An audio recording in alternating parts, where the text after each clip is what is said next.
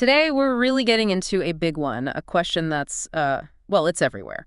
Petrol cars versus electric cars. Which one is the future? And maybe just as important, what does all this change mean for you, the listener? Exactly.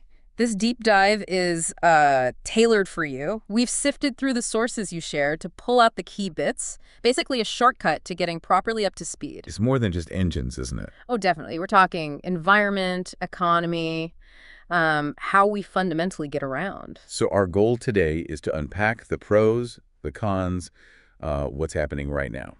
And maybe some surprising future possibilities, too. Let's dive in. Okay. So let's start with the king of the road for, over 100 years, the petrol car? Yeah, the backbone of how we've moved, personally and commercially.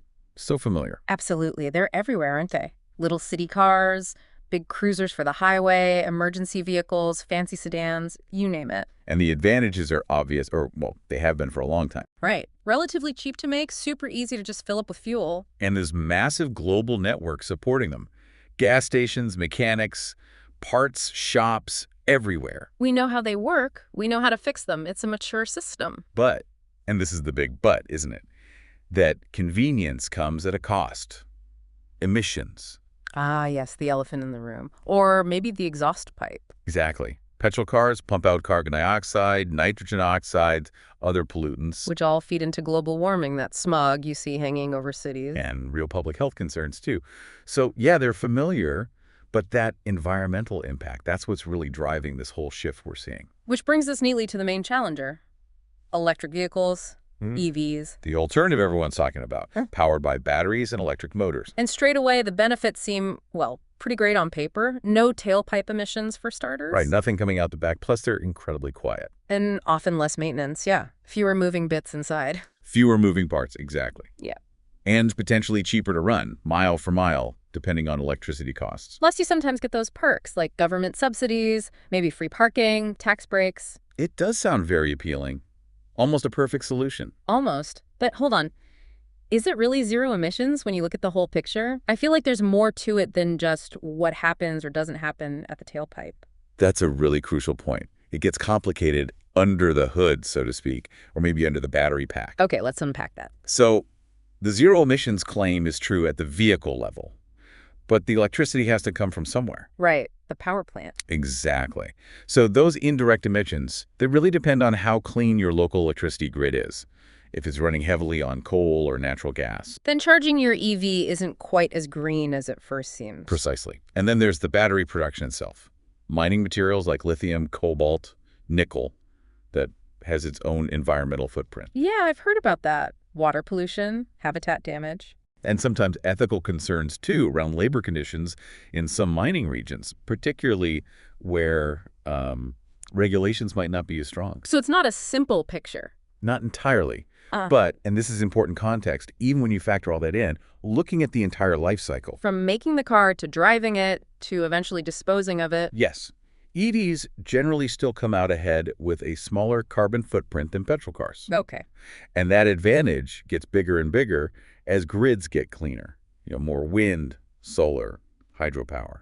Right. So the trend is definitely positive for EVs environmentally, even with those complexities. So then why hasn't everyone just switched already? If they're greener overall, what's stopping us? The practicalities. It often boils down to infrastructure and accessibility. Charging stations, basically. Yeah, that's a big part of it. In cities, finding a charger is getting, well, relatively easier. Lots more public points popping up. But out in the countryside or in developing regions. It can be much tougher. Chargers might be few and far between. Yeah. And then there's the time factor. Refueling versus recharging. Exactly. Filling a petrol tank takes, 5 minutes? Charging an EV fully can take anywhere from maybe 30 minutes at a fast charger to several hours, even overnight at home. That's a different mindset for travel, isn't it? Planning stops around charging. It is. And it leads to what people call range anxiety, especially if you often drive long distances. Or if you just don't have off-street parking to install your own charger at home, like in an apartment building. That's another big hurdle for many. Where do you plug in conveniently overnight? But the tech is getting better fast, isn't it? Batteries are improving all the time. Absolutely. Huge improvements. We're hearing about things like solid-state batteries. Right, the next big thing. Potentially. They promise, better range, quicker charging times, maybe even a lower environmental impact during production.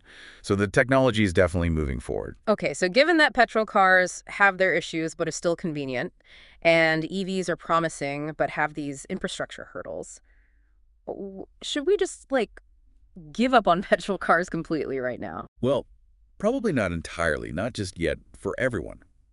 Petrol cars still have some key advantages, especially in the short term. Like cost. Cost is a big one.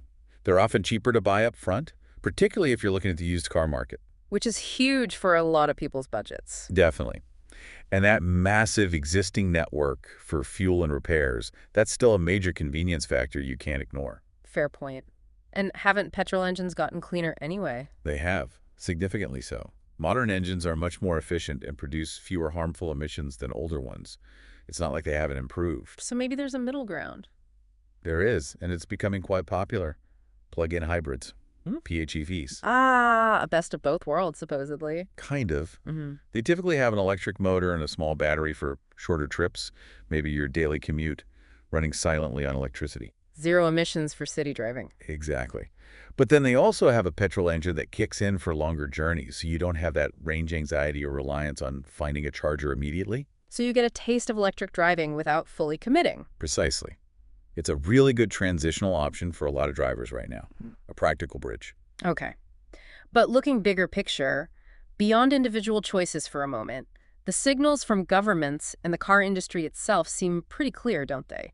The direction of travel seems set. Oh, the momentum is undeniable. You've got numerous countries, the UK, Canada, lots of EU nations saying they'll ban sales of new petrol and diesel cars. And the timelines are quite soon, relatively speaking, like 2030, 2035. Around then, yes. And look at the car manufacturers themselves. Ford, GM, Volvo, Mercedes. They're investing billions in EVs. Some are even saying they'll only sell electric within, 10 or 15 years? That's the commitment some are making. It's a massive shift. And you also have to consider China. Right, they're huge in the EV market now. They're the world leader in making and selling EVs. Companies like BYD are expanding globally really fast. This isn't just a Western trend. It's truly global. It really feels like a tidal wave towards electric. But does it have to be only electric? Are there other horses in this race?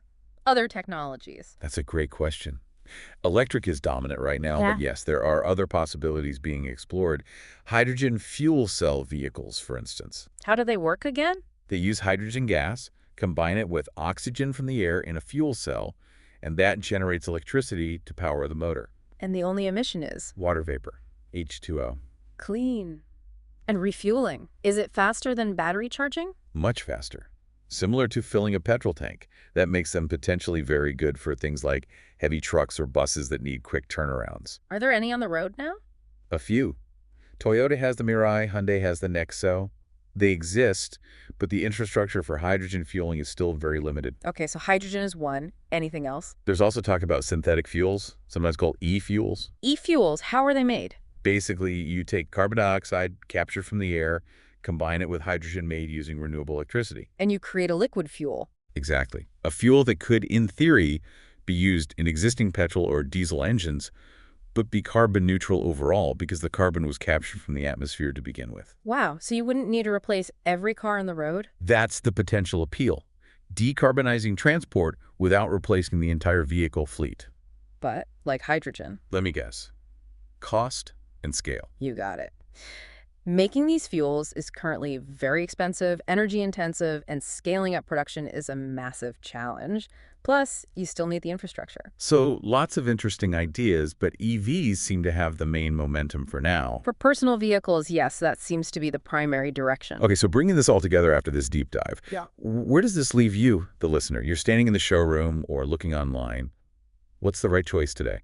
It really depends heavily on your personal circumstances, your lifestyle. No single right answer for everyone. Definitely not. But if you mostly drive in the city, if you have easy access to charging, maybe at home or work. And reducing your environmental impact is a high priority. Then yeah, an electric car could absolutely be the best choice for you right now. They're capable, they look good, they're getting more affordable. And that affordability trend should continue as battery costs fall, right? That's the expectation, yes. But on the other hand, if you live somewhere rural where charging is still sparse, Or you do really long journeys regularly. Or maybe you just need a more budget-friendly option up front. Then maybe hold off on full electric for now. Then a petrol car, or perhaps one of those plug-in hybrids we talked about, probably still makes more practical sense for the time being. So it comes down to really honestly assessing your needs, your driving patterns, your budget, where you live. Exactly. It Yeah, should fit your life, not just be about following the latest trend. that makes sense. And there's another layer to this, thinking about environmental impact. We focus a lot on what car to buy. The new shiny thing? Right. But actually, a big part of a car's lifetime impact comes from, well, how long you keep it and how you use it. You mean maybe just keeping your current car running well is better than buying any new car? Sometimes, yes. Keeping your existing car well-maintained, driving it efficiently, smoother acceleration, less harsh braking, and just cutting down on unnecessary journeys. That can actually make a significant difference. It really can. It might do more immediate good for the environment than rushing out to buy a brand new car, even an electric one, before you really need it. Manufacturing any new car has an impact, after all. That's a really interesting perspective. Less focus on just the purchase, more on the whole life cycle and usage. Hmm. So, wrapping this up then, the takeaway seems to be petrol cars aren't dead yet, especially in places without good EV support. But the future is definitely tilting very strongly towards electric. And while EVs aren't perfect, not completely green when you look at everything. They are greener overall than petrol and getting greener every year as our electricity gets cleaner. So we're probably heading towards a mix for a while. EVs taking over cities. Maybe hydrogen for bigger transport like trucks and buses. And maybe those synthetic fuels playing a role to keep some existing engines going cleaner. That seems like a plausible mixed future, yes. Yeah. It's a genuine revolution happening. It really is.